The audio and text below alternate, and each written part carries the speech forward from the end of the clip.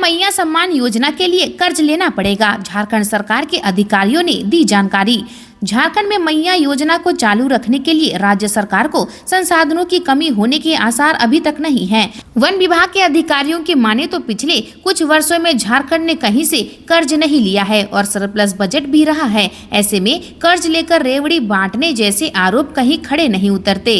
सरकार एक बार फिर इस योजना के लिए कोई कर्ज नहीं लेगी। ऐसे में यह तय होता दिख रहा है कि कर्ज लिए बगैर भी मैया योजना को जारी रखा जा सकता है। वित्त विभाग के सूत्रों के अनुसार इस उपलब्धि के पीछे पिछले 4-5 वर्षों से चले आ रहे वित्तीय सुधारों का व्यापक असर है। इसके तहत राज्य सरकार ने शुरुआत में महंगी दरों पर कर्ज लेना बंद कर दिया और फिर बाद में ओपन मार्केट से कम ब्याज दर पर राशि का प्रबंध कर कर्ज चुकाया भी। वित्तीय सुधारों का ही असर था कि पिछले 3 वर्षों से झारखंड का बजट सरप्लस रहा है। अब राज्य सरकार इस सरप्लस बजट से बची राशि का लाभ ले रही है। पिछले वित्तीय वर्ष में भी 12,000 करोड़ का सरप्लस बजट था।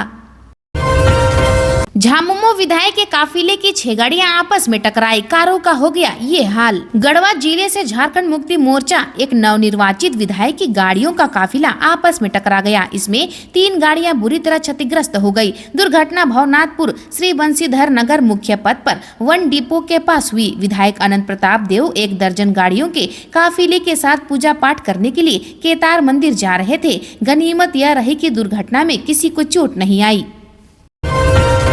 आलू पर मचा बवाल, पश्चिम बंगाल सरकार ने रोकी सप्लाई तो एक्शन में आई हेमंत सरकार।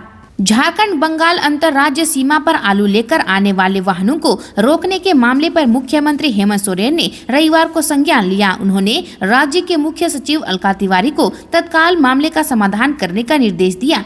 मुख्य सचिव अलका तिवारी ने मुख्यमंत्री से निर्देश मिलने के बाद बंगाल के मुख्य सचिव मनोज पंत से फोन पर बातचीत की। अलका तिवारी को बंगाल के मुख्य सचिव ने भरोसा दिलाया है कि जल्द ही एक कमेटी बनाकर आलू के मामले का निष्पादन सुनिश्चित किया जाएगा। जानकारी के अनुसार बंगाल सरकार ने राज्य में आलू का भंडार बनाए रखने और कीमत को नियंत्रित रखने के लिए अंतर्राज्यीय आपूर्ति पर प्रतिबंध लगा दिया है। बंगाल द्वारा आपूर्ति रोके जाने के बाद आलू की कीमतों में उछाल देखा जा रहा है। इसके मद्देनजर झारखंड भाजपा के अध्यक्ष बाबूलाल मरांडी ने राज्य सरकार के हस्तक्षेप करने की मांग की थी। झारखंड के पूर्व सीएम चंपई सोरेन झामुमो में वापसी करने वाले हैं। वायरल वीडियो का क्या है सच? झारखंड के पूर्व मुख्यमंत्री चंपई सोरेन से जुड़ा एक वीडियो खूब वायरल हो रहा है। इसमें कहा जा रहा है कि भारतीय जनता पार्टी छोड़कर चंपई सोरेन फिर से झारखंड मुक्ति मोर्चा में शामिल होने वाले हैं। इस दावे में कितनी सच्चाई है, आज हम आपको इसका फैक्ट चेक बताएंगे। इस दावे में कोई सच्चाई है भी या नहीं, यह महज दुष्प्रचार है। चंपई सोरेन झारखंड के बुजुर्ग और कद्दावर नेता है। सरायकेला विधानसभा सीट से 7 बार विधानसभा का चुनाव जीत चुके हैं। झारखंड विधानसभा चुनाव 2024 से पहले झामुमो छोड़कर वह भाजपा में शामिल हो गए थे। लंबे अरसे बाद सरायकेला विधानसभा सीट पर चंपई सोरेन ने भाजपा को जीत दिलाई। भाजपा ने उन्हें सरायकेला से ही उम्मीदवार बनाया था। चंपई सोरेन के खिलाफ उनके चीर प्रतिद्वंदी गणेश महली इस बार झामुमो के टिकट पर चुनाव लड़ रहे थे। चंपई सोरेन को भाजपा का टिकट मिलने से नाराज गणेश महली झामुमो में शामिल हो गए थे।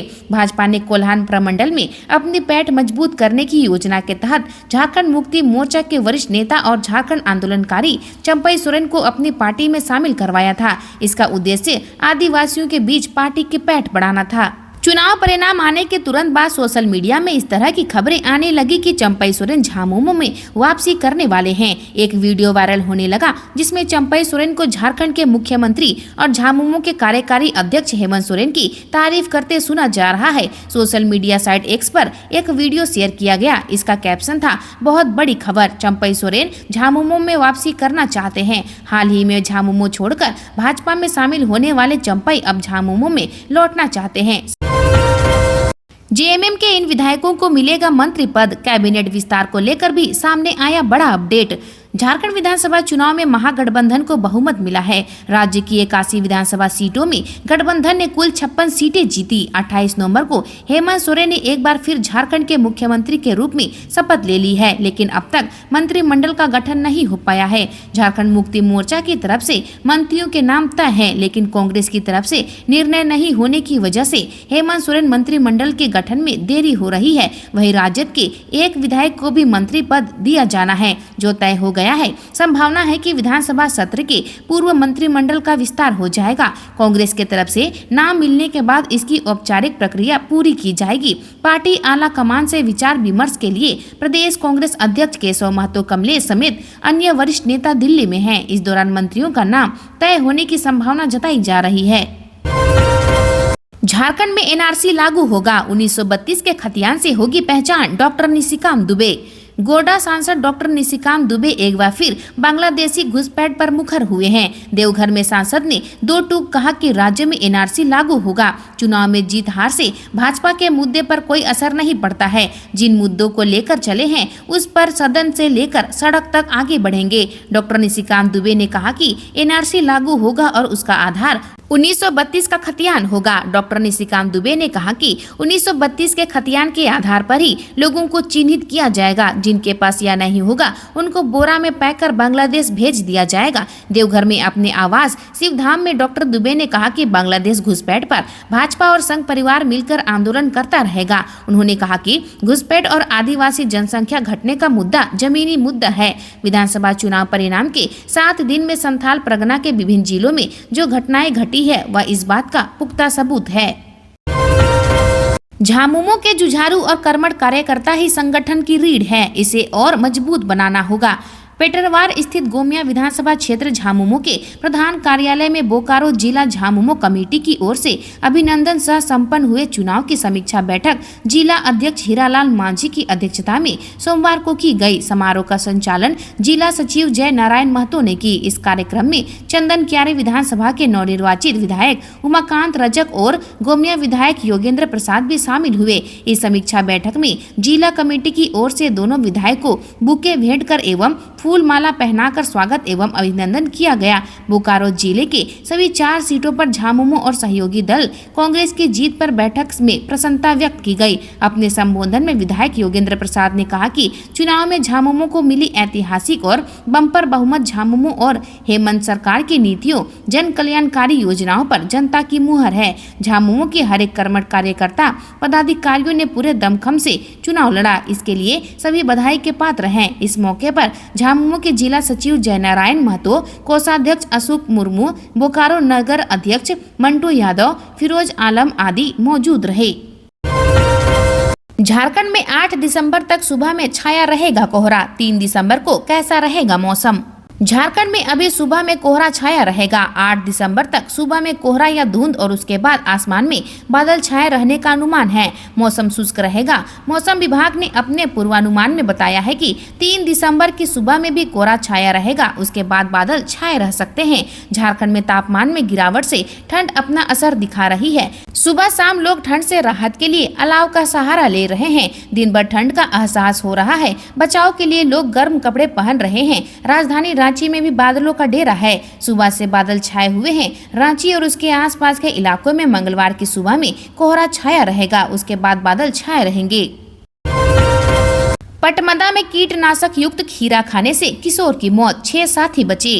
पटमदा थाना क्षेत्र अंतर्गत नैग जूड़ी गांव निवासी 12 वर्षीय किशोर की रविवार को खीरा खाने के बाद मौत हो गई। आशंका जताई जा रही है कि खीरे पर कीटनाशक का छिड़काव किया गया था। उसने खीरा बिना धोए खा लिया था, जबकि उसके 6 अन्य साथियों ने खीरा को धोकर खाया था, जो सुरक्षित है। जानकारी के मुताबिक रविवार को छुट्टी होने के कारण घर से सुबह करीब 10:30 बजे 7 बच्चे अलग अलग साइकिल पर सवार होकर घूमने निकले थे। वे घर से करीब 10 किलोमीटर दूर पश्चिम बंगाल के टोटको नदी के पास पहुंच गए। वहां पहुंचते ही बच्चों को भूख लगने लगी। इस बीच नदी किनारे स्थित एक खीरा बागान पर उसकी नजर पड़ी तो वे खाने के लिए घुस गए। खीरा तोड़कर बच्चे खाने लगे। मृतक के साथी फागु ने बताया कि विजय बास के पिता बुद्धेश्वर बास्के ने बिना धोए ही खा लिया। बाकी दोस्तों ने पानी में धोकर खाया। कुछ ही देर बाद सभी बच्चे साइकिल पर सवार होकर काटिन की ओर निकल गए। करीब 4 किलोमीटर दूर जाने के बाद विजय पर धीरे धीरे कीटनाशक का असर होने लगा। वह झारखंड सीमा के पास आते आते गिर गया। इसके बाद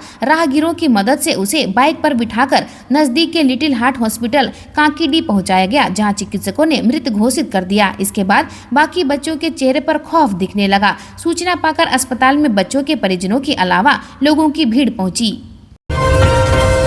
आईएएस मंजूनाथ की याचिका पर सुप्रीम कोर्ट में सुनवाई 6 को। चुनाव से दूर करने के आदेश को आईएएस मंजूनाथ भजंत्री ने दी है चुनौती। रांची डीसी मंजूनाथ भजंत्री की ओर से चुनाव से दूर किए जाने के झारखंड हाईकोर्ट के आदेश को सुप्रीम कोर्ट में चुनौती दी गई है। उन्होंने स्पेशल लीव पिटीशन दायर की है। आईएएस मंजूनाथ की इस याचिका पर 6 दिसंबर को सुनवाई होगी। उनकी याचिका सुनवाई के लिए सूचीबद्ध कर ली गई है। उन्होंने अपनी याचिका में हाईकोर्ट के आदेश को निरस्त करने का आग्रह किया है। दरअसल देवघर के तत्कालीन उपायुक्त मंजूनाथ भजंत्री के मामले में भारत निर्वाचन आयोग की ओर से दायर अपील याचिका को 23 सितंबर को स्वीकार करते हुए एकल पीठ के आदेश को निरस्त कर दिया गया था। एकल पीठ ने पूर्व में इस मामले को WPC के रूप में सुनवाई के योग्य मानते हुए सक्षम बेंच में ट्रांसफर किया था। निर्वाचन आयोग ने 6 दिसंबर 2021 को राज्य के मुख्य सचिव को पत्र लिखकर देवघर के उपायुक्त पद से मंजूनाथ को हटाने तथा उन्हें चुनाव कार्य में नहीं लगाने का आदेश दिया था। मुख्य सचिव को मंजूनाथ के खिलाफ आरोप पत्र गठित कर विभागीय कार्यवाही करने का भी निर्देश दिया था। बंगाल की छात्रा से रांची में अश्लील हरकत, होटल के कमरे घुसे लड़के, लड़की के कपड़े उतारे, तस्वीरें भी ली, 4 महीने बाद FIR। पश्चिम बंगाल से रांची परीक्षा देने आई नाबालिग छात्रा से अश्लील हरकत करने का मामला सामने आया है। घटना कटहल मोड़ के होटल कावानी रेसिडेंसी की है। छात्रा अपने पिता के साथ RKDF यूनिवर्सिटी परीक्षा देने आई थी। वह अपने पिता के साथ होटल में रुकी थी, जहां उसके साथ गलत हरकत की गई। घटना 16 सितंबर की है। लड़की के पिता ने 4 महीने बाद नगड़ी थाने में शिकायत दर्ज की है। लड़की के पिता की ओर से थाने को दी लिखित शिकायत में इस बात का जिक्र किया हुआ है कि वह बेटी को परीक्षा दिलाने रांची आए थे। वह कटहल मोड़ के पास होटल काव्यन रेसिडेंसी में रुके हुए थे। बेटी RKDF यूनिवर्सिटी में परीक्षा दे रही थी। घटना के वक्त वह खाना खाने गए हुए थे। इसी बीच होटल के कमरा 104 में ठहरे 5 लड़के उनके रूम में पहुंचे और दरवाजा खुलवाकर अपना परिचय देते हुए कमरे में घुस गए। इस दौरान लड़कों ने छेड़खानी कर अश्लील हरकत की। इसके बाद आरोपियों ने उनके बेटी के सारे कपड़े उतरवा दिए और उसे ब्लैकमेलिंग का प्रयास करने लगे। उनके पहुंचते ही आरोपी वहां से अपने कमरे में चले गए। आलू उत्पादन में झारखंड टॉप 10 में, फिर भी संकट, खराब स्टोरेज और सिंचाई व्यवस्था से किसान बेहाल। पड़ोसी राज्य बिहार में हाई रेट से दिक्कत। पश्चिम बंगाल की आलू की सप्लाई रोकने के बाद झारखंड में संकट गहरा गया है। रोक कुछ दिन और बढ़ी तो कीमत में भारी इजाफा हो सकता है। राजधानी रांची में आलू 40 से 50 रुपए किलो तक बिक रहा है, जो पिछले साल से 2 गुना है। 1 दिसंबर 2023 को रांची में आलू की कीमत 15 से 20 रुपए किलो थी। आलू उत्पादन में झारखंड टॉप 10 राज्यों में शामिल है, फिर भी खाने के लिए दूसरे राज्यों पर निर्भर रहना पड़ता है। बताया जाता है कि साल भर में सिर्फ 4 महीने ही झारखंड का आलू बाजार में रहता है। 8 महीने दूसरे राज्यों की आलू पर निर्भर रहना पड़ता है। क्रशर पर फायरिंग करने जा रहे 6 गिरफ्तार। सभी आरोपी सुजीत सिन्हा गैंग के हैं सदस्य। 3 देसी पिस्तौल भी बरामद। पलामू पुलिस ने एक क्रशर पर फायरिंग करने जा रहे सुजीत सिन्हा गैंग के 6 अपराधियों को हथियार के साथ पुलिस ने गिरफ्तार कर लिया। उनकी गिरफ्तारी चैनपुर थाना क्षेत्र के करसों में की गई। गिरफ्तार अपराधियों में शाहपुर का अशरफ खान, पांकी थाना क्षेत्र के खरमंडा का कुश कुमार यादव, पांकी के चापी कला का दीपक कुमार भुइया, सतबरवा के पोची का गुलशन कुमार विश्वकर्मा, चैनपुर के गर्दा का आसिफ अहमद उर्फ राजा खान और चैनपुर के कुरैशी मोहल्ला का रहने वाला फरहान कुरैशी उर्फ सैलू कुरैशी शामिल है। गिरफ्तार दीपक कुमार भुइया JJMP का सदस्य रहा है। वहीं आसिफ खान नुक्कड़ नाटक का कलाकार है। अपराधियों के पास से पुलिस को 3 देसी पिस्तौल, 1 देसी कट्टा, 3 गोली, 3 बाइक और 7 मोबाइल फोन जब्त किया है। दिल्ली में डटे हैं कांग्रेस प्रदेश अध्यक्ष। शीर्ष नेताओं से आज हो सकती है मुलाकात। पार्टी कर सकती है मंत्रियों के नाम फाइनल। सीएम हेमंत सोरेन को शपथ लिए आज 5वां दिन है। मंत्रिमंडल विस्तार कब होगा यह अभी तक साफ नहीं हो सका है। मंत्रिमंडल का पेच कांग्रेस के खेमे में फंसा हुआ है।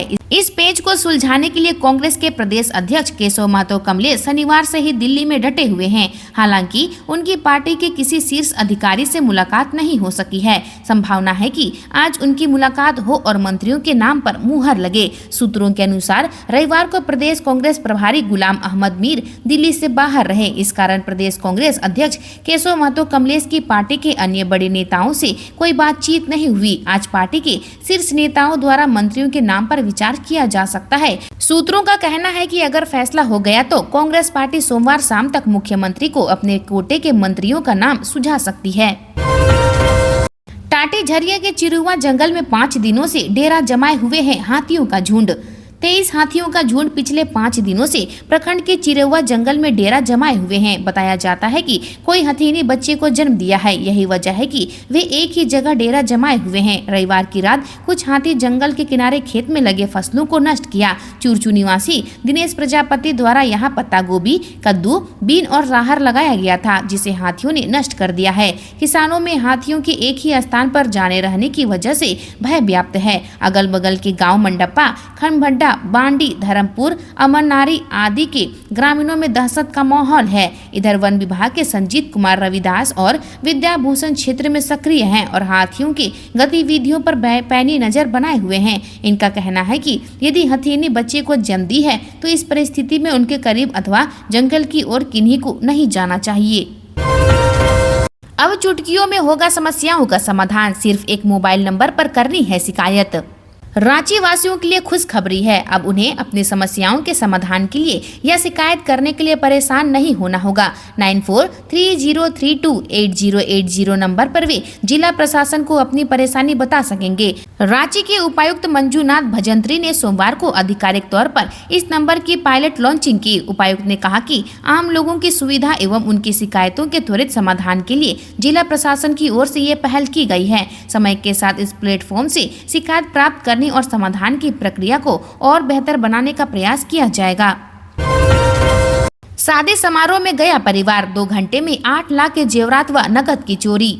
सिद्धगोड़ा थाना अंतर्गत एकीग्रो के रहने वाले टाटा स्टील कर्मचारी रविशंकर मिश्रा के घर का ताला तोड़कर अज्ञात चोरों ने करीब 8 लाख रुपए के गहने और नकद 25,000 रुपए की चोरी कर ली। घटना रविवार की रात करीब 8 बजे से 11:30 बजे के बीच की है। घटना के संबंध में रविशंकर मिश्रा ने सिद्धगोड़ा थाना में अज्ञात के खिलाफ लिखित शिकायत दर्ज कराया है। घटना के संबंध में रविशंकर ने बताया कि उनके एक रिश्तेदार का शादी समारोह था। एकीग्रो क्लब हाउस में कार्यक्रम का आयोजन था। रविवार की रात करीब 8 बजे परिवार के सभी लोग क्वार्टर में ताला बंद कर एकीग्रो क्लब हाउस चले गए। उसी दौरान रात करीब 11:30 बजे उनका बेटा कोई काम से अपना क्वार्टर आया। जब उसने बाहर का गेट ताला खोलकर गेट खोलने का प्रयास किया तो गेट भीतर से बंद पाया। फिर जब उसने हल्ला मचाया तो चोर पीछे के गेट से फरार हो गए। उसके बाद उसने घटना की जानकारी अपने फोन कर दी। इसके बाद परिवार के सभी लोग घर पहुंचे। डहरे टूसू 5 जनवरी को सांस्कृतिक कार्यक्रम होंगे। बृहद झारखंड कला संस्कृति मंच की ओर से इस बार शहर में 5 जनवरी को डहरे टूसू का आयोजन किया जाएगा। करम अखड़ा कमेटी बालीगुमा में इसकी तैयारी को लेकर रविवार को बैठक की गई। यह कार्यक्रम जमशेदपुर में लगातार तीसरे साल आयोजित होगा, जिसमें डहरे टूसू की परंपरा को जीवंत रखने के लिए विभिन्न सांस्कृतिक कार्यक्रम आयोजित किए जाएंगे। मंच के पदाधिकारियों ने बताया कि डहरे टूसू की तैयारी चल रही है। हर साल जनवरी के पहले रविवार को ही यह कार्यक्रम आयोजित किया जाता है। कार्यक्रम में बंगाल, उड़ीसा और छत्तीसगढ़ के संस्कृति प्रेमी भाग लेंगे। मंच के अनुसार आज आधे से ज्यादा झारखंडी बाहर रहते हैं। उनका उद्देश्य झारखंड का दायरा बढ़ाते हुए उड़ीसा, छत्तीसगढ़ और बंगाल में जो झारखंड का हिस्सा है उसे हासिल करना है। इस कार्यक्रम के आयोजन का मुख्य उद्देश्य अपनी परंपरा और संस्कृति के शहरवासियों को परिचित कराना है। आज के लिए बस इतना ही। मिलते हैं अन्य नए खबरों के साथ में। धन्यवाद।